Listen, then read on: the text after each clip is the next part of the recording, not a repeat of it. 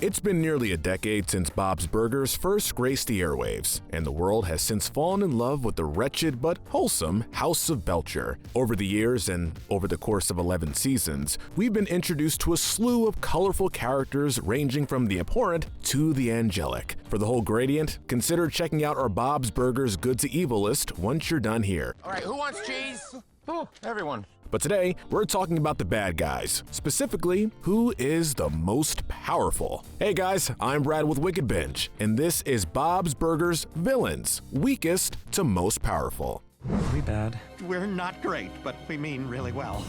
Ranking the bad guys is always tricky because, as we know, evil doesn't operate on a scale. In even the most wholesome places, evil is multifaceted and can present itself in many forms, each with its own particular niches. It's made more difficult by Bob's Burgers being, in a physical sense, pretty realistic. That is, characters don't generally have magic or superpowers to wreak havoc on Ocean Avenue. Still, be it through the power of money, civic authority, or sheer cunning, Bob's Burgers demonstrates that not all villains are created equal, not even theirs. Without further ado, for the coveted spot of weakest, we proudly present Ron. Ron almost doesn't make this list because he's a villain by proxy. That is, while he is one half of the team that terrorizes Bob's restaurant, Ron's the good half. Not only does he take a more realistic stance on his job and his authority than Hugo, he's also more sympathetic to the Belchers. Though he never reins Hugo in, he does try, and he can even be counted on to circumvent Hugo's dominating tendencies to help Bob out. That's it. Let it out. He ranks where he does because of his associations, but Ron is an unfortunate character because he seems to value Hugo as a partner, something that Hugo clearly doesn't reciprocate. We rank him as the series' weakest villain because, put simply, Ron's good people. Next, we have Cooper and Beverly, an elderly couple of songbird stoners. Cooper and Beverly are eclectic but otherwise pretty chill, for obvious reasons. Being empty nesters, they take in Jean, Louise, and Tina after Bob replaces them at the restaurant. This is for your own good. The only real crime these two music makers commit is enlisting the Belcher kids in their racket and keeping them in the dark, eventually endangering the family. We later learn that the experience had a profound effect on Louise, so much so that it inspires her to write her summer report on why blueberries should be decriminalized. Still, for as fun as these two are, using kids to sell drugs and then being willing to just hang them out to dry if things go south is a pretty bad look. They rank where they do on our villains list because, like Ron, they don't really do any harm, because they aren't trying to. Next is Mickey, who began the series as a bank robber who took Bob as a hostage. I let you go now, then everyone will want to leave. But after he evades jail on a technicality, Mickey goes straight and even forges a friendship with Bob. Mickey is never portrayed as a depraved character, only very simple and, as far as his aptitude for villainy goes, woefully incompetent. Mickey admits himself that he fell into a life of crime and relied on his former partner to make all the tough decisions. In the single episode in which he's the definitive bad guy, he completely wings his heist, all while waving around a loaded gun. Perhaps owing to his cute and cuddly interior, Mickey's capacity for harm is rooted in his dim-wittedness rather than malicious intent. Remember how you held me hostage? Of course I do, silly. That's how we met. To be the first member on our list to commit a high-profile crime, Mickey's still pretty weak as a bad guy. He also sucks as a restaurant employee and as a carny at Wonder Wharf. But he's a sweet guy, so we'll let him slide. Moving on, we have Jimmy Pesto Sr., proprietor of the eponymous pizza joint, and Bob's sworn archenemy. Pesto is not only an annoyance to the Belchers, he's also the antithesis of everything Bob stands for as a restaurant owner. Good luck making rent by tomorrow night. In particular, he uses subpar ingredients and cuts corners on quality. He also gets his kicks by kicking Bob when he's down. To say nothing of his parenting skills, insensitivity, and his cold treatment of his staff, Pesto isn't a good guy. But is he a good villain? Well, that's situational. Because Pesto is short-sighted and unintelligent, he never comes up with his own plans to make Bob miserable long-term. The closest he comes is goading Bob into shaving off his trademark mustache. But Pesto can be counted on to glom on to whatever bad situation the Belchers find themselves in, and making it worse for them. Jimmy Pesto is widely considered Bob's Burgers' most hateable character for this reason, especially for the childishness that motivates him. He gains nothing by stealing Bob's commercial or playing along with Fish Odor's Bloodsport, for example, but he does it anyway for the sake of antagonizing his rival. Yeah, Bob. Live and learn and lose again. He's a small man who relishes in small, spiteful victories. And as sad as that is, it sort of pales in comparison with some of the other crimes he contends with. Jimmy's lack of foresight usually has him walk right into karma's crosshairs. So yeah, Jimmy Pesto is a bad guy, but let the record show he's also a pretty bad villain. Moving forward, we have Jocelyn, Wagstaff's resident valley girl and Tammy's best friend. Jocelyn ranks higher than the bank robber because being mean seems to come more easily to her. Jocelyn is usually content to simply do as Tammy directs her. She even admits that she would rather be accepted by her peers than think for herself. But while she isn't independent, she also isn't blindly loyal to people. She will turn on folks, Tammy included, if it's socially advantageous to do so. Tammy farts when anyone lifts her and it's gross. This only becomes a matter of morality when, being fairly high on Wagstaff's social ladder, she punches down. Ultimately, Jocelyn is a fair-weather friend, and that's really her only crime, but she does usually get away with it. Though she rarely, if ever, attains any significant social clout, she also never really pays for being mean. Thanks to her limited intelligence, she has her perspective widened by the events of whatever episode she's in, but fundamentally, she never seems to change. So we find her here, content to be the villain as needed again and again. Next comes Gyro, a master of capoeira and Reiki, whose practice has consistently rubbed Bob the wrong way. While he's not a terrible person, he's certainly small and spiteful enough to give the Belchers a hard time for crossing him. Bob finds himself at the mercy of Gyro's sensual hands often, be it as his unwilling client or as his opponent in the ring. Stop that! For all of Gyro's eccentricities, he appears to be a legitimate businessman whose only real crime is his pettiness. For example, he was so offended by Bob's irreverence that he was willing to humiliate him in front of his class, and even do the same to Tina, who spent the entire episode trying to impress him. In his return episode, he even acts as an antagonist unintentionally, where he hijacks Bob's basement. In every instance, Gyro more or less comes out on top. Next, Mars Sazerac, a master magician and keeper of the Enemies of Magic book, where Bob finds himself condemned. For Bob's insolence, Sazerac curses him with sleight of hand-themed misfortune. You will never be rid of me. Prompting Bob to attempt to steal the book and erase his name. Sazerac isn't a terrible antagonist. He certainly works as the show's only magical bad guy, but he isn't as bad as Bob makes him out to be. Like most of Bob's problems, Sazerac is merely a customer taking advantage of one of his promotions, and then incensed by Bob's disregard of the magical arts. He ranks where he does for his ability to lay a curse and, as it turns out, outwit the Belchers, including Louise, at every turn. He's a pretty powerful bad guy, but also not really a bad guy. Okay, he's a bad customer, but he only becomes a problem after Bob impulsively insults his craft, which, honestly, is a bit of a low blow. Still, to be the only villain the Belchers face to have magic at his command, he could have done a lot worse.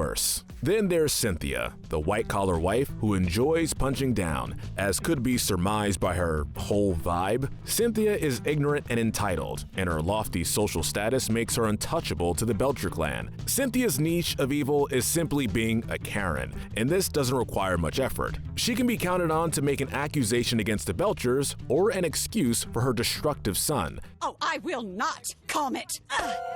Perhaps her most corrosive role to date is her imposing Logan on the restaurant as an employee, just for a college entrance essay on his behalf about how bleak and depressing Bob's Burgers is. She accomplishes this by jeopardizing Bob's plot at the community garden. She definitely had it coming in that one episode where Logan calls her the B word, and her connections mean she usually gets away with it. She's our most hateable villain, but the most powerful? Well, she loses her claim to that title to others. She's a reminder, though, that someday we'll all eat the rich. For example, Mr. Ambrose, a dramatist in every sense except professionally. Ambrose is a dissatisfied librarian cheerleading coach at Wagstaff who elegizes his wasted life by making others' lives harder. His most frequent emotional punching bags are his students, namely the Wagstaff cheerleading squad, which Jean briefly joins. Ambrose doesn't use the kids to execute any grand designs, but he does use them as his personal teen drama, forcing them to act out tropes from high school cheer competition films,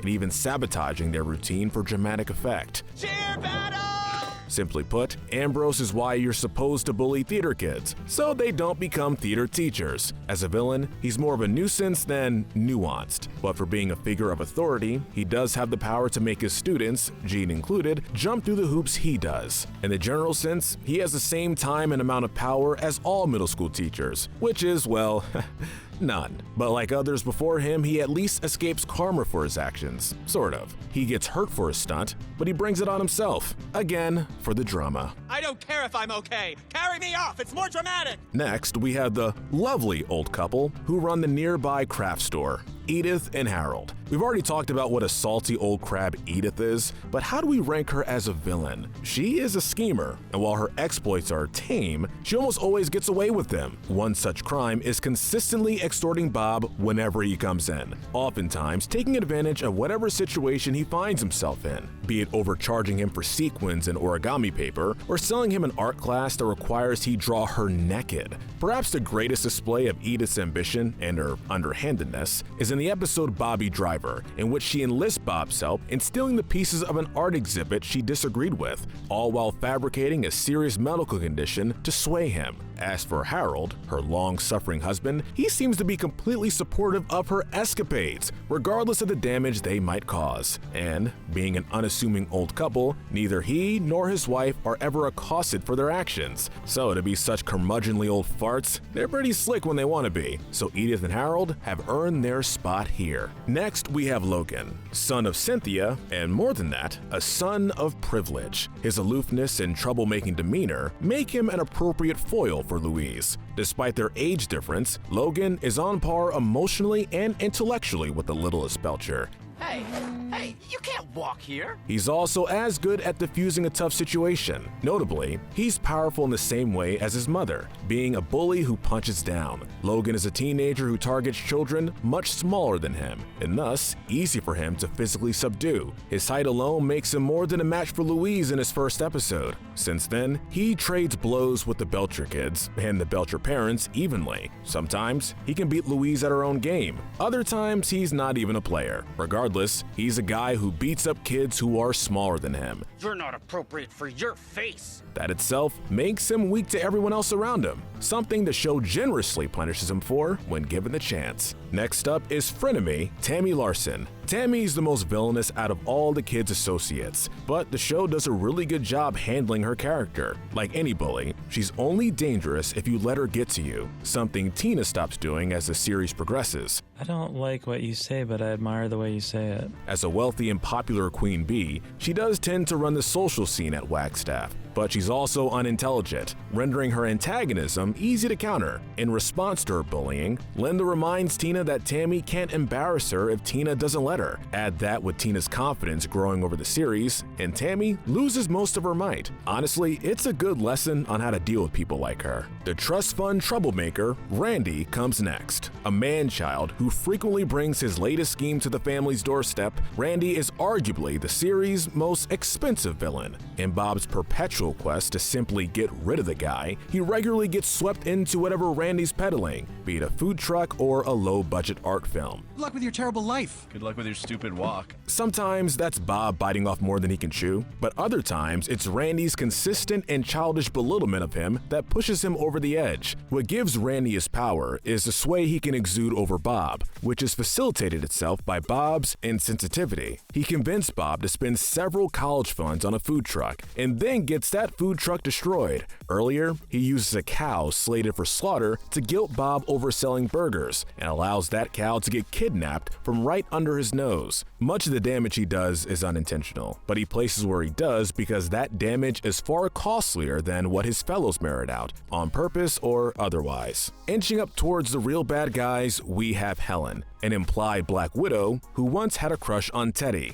Helen originally appears to be an unorthodox but hospitable hostess, sheltering the family during a flood in her spacious beach house. Though Linda suspects her of murdering her late husband, this is treated as her being paranoid until the episode's conclusion, where a drugged Bob uncovers evidence of her crimes. I don't think you're gonna remember any of this anyway. When she returns a few seasons later, the name of her game is retrieving a priceless artifact lost in an old apartment building at the expense of everyone around her. Helen is inconvenienced but certainly not grieved by the loss of her husband, and it can't be said of her that she doesn't profit significantly for his absence. If she's a murderer is anyone's guess, but knowing what we do of her, we can say she's cold enough and driven enough to do it. We can see this in how easily she left Teddy to die in an elevator shaft. In an effort to retrieve the artifact she forced him to find for her. He'll be fine, maybe. So, regardless of her secrets, we place her here. The captain of the SS Windbreaker comes next. To say nothing of the crewmen he's disappeared or the vacationers he poisoned, the captain is perhaps the series' most depraved villain.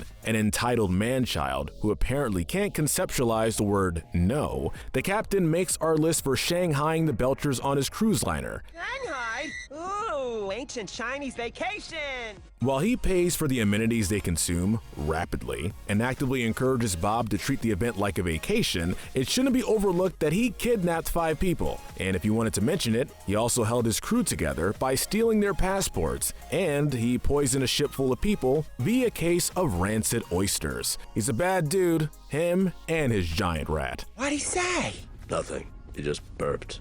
Next, Mr. Frond. He's perhaps the family's most frequent foe. Frond isn't really evil. He at least tries at his job, and he knits. But he's unsatisfied, and he unfortunately sees the Belchers as a way to increase his notoriety. Examples of this include his disastrous web video, which incriminates the Belcher siblings, and even pits his students against one another to get out of detention in a bootleg Project Runway. I'm a better designer than all of you combined. When Frond does get the chance to do the right thing, he almost always capitulates to his own selfishness or weak will, namely standing aside while a group of lunch ladies threaten to break Bob's kneecaps for starting a successful home ec course. He's powerful only in that the Belchers frequently meet him on ground where he has marginal authority, and thus he's one of our most powerful bad guys. Next is Fanny. Being high in demands and low in intelligence, it's easy to write Fanny off for most of her singular appearance on the show. Talentless as she is, she only wants to sing at the nightclub that Felix has promised her. Felix is gonna build me a recording studio. It's only after she watches Felix give up on her dream that she snaps and takes his gun and threatens to end all the Belchers then and there. Notably, this is the only episode in which all 5 family members are threatened with dying, and Fanny giving them the ultimatum to drown on their own or be shot by her is a pretty dark turn for the series to take. Everyone start drowning now! Fortunately, she's dumb enough to fall for Bob's ruse and vain enough to be foiled by her hair getting wet. For a minute there, she was perhaps the most powerful villain the show has offered. But that moment ended quickly, and now Fanny sings Mr. Dance Floor in federal prison. Still, it's enough to land her in the deeper waters of the villain pool. As it happens, she's right below her ex, Felix Fischoeder, the more meager of the 2 brothers, but almost to his brother's caliber of evil. Almost. Just as in our good to evil ranking, Felix falls short for his ineptness, but he does go farther than most, and actually makes an attempt on Bob's life. You gotta kill the witness. Everyone knows that. That is true.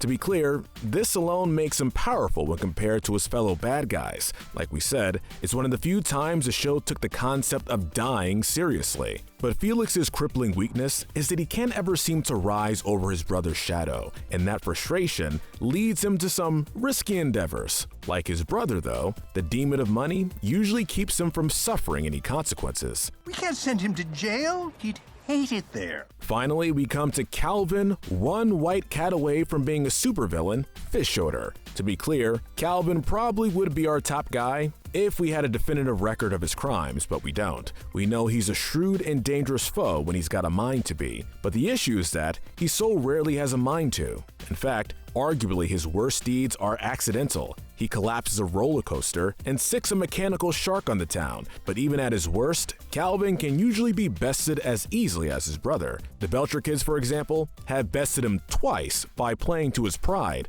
He's certainly more composed than his younger brother, but that doesn't necessarily mean more competent. Eccentric and entitled he might be, but he's not quite a supervillain for his short-sightedness and his lack of business savvy. So until he reveals his checkered past or finally launches those missiles at England, he finds himself here. We've seen the weak, the powerful, and the contextually powerful. Now let's see our finalist. we proudly present Hugo with our bronze medal of villainy. Now, we know Hugo is a situational bad guy. He does care about public welfare and is only motivated by his dislike of Bob to act villainously. When he has a mind to be, though, Hugo can pose a significant threat to Bob's Burgers, which is why he places here. For starters, Hugo introduces himself as the burger joint's natural enemy and consistently makes good on that epithet. He has the power to destroy Bob's dreams and frequently flexes it, driven by his desire to watch him suffer. You, sir, will be going to jail.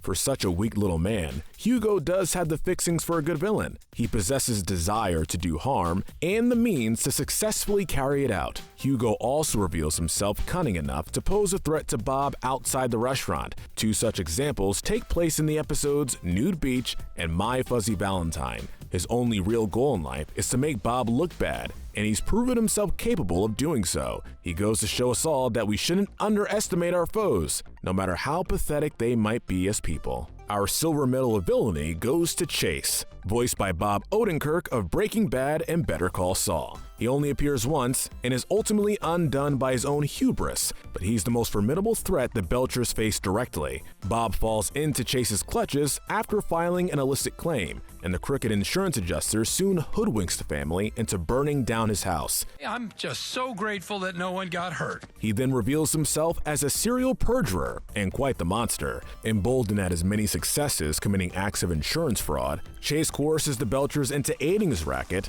under threat to hand Bob over to the police for falsification. Chase places where he does for the threat he posed to the family's well-being and his overt willingness to do them harm. You could also argue he's one of the few competent villains the series offers. He easily negates any attempt the family makes to rid themselves of him, something that, through some hijinks or other villains are usually unable to do. He also can be reasoned with, thanks to his immense sense of pride. The artist even give him this permanent slasher smile to show you that this guy means business. I've pulled hundreds of scams, and I'm gonna pull hundreds more. We'd rank Chase as the strongest challenger for the title of Bob's Burgers had it not been for one heart of darkness who surpasses him. Before we get to Bob's Burgers' baddest, however, let's take a moment to appreciate some honorable mentions. First, we have Teddy, who's great, sometimes. Teddy is a great surrogate uncle to the kids and a good friend to Bob and Linda. Sometimes, though, his lack of social graces and ever-present loneliness leads him to get the family into trouble. I'll kill you! Give me a burger! One glowing example is him nearly getting Bob killed at a stuntman's boot camp. Another is the time he shipwrecked the family and himself on a nigh-abandoned island.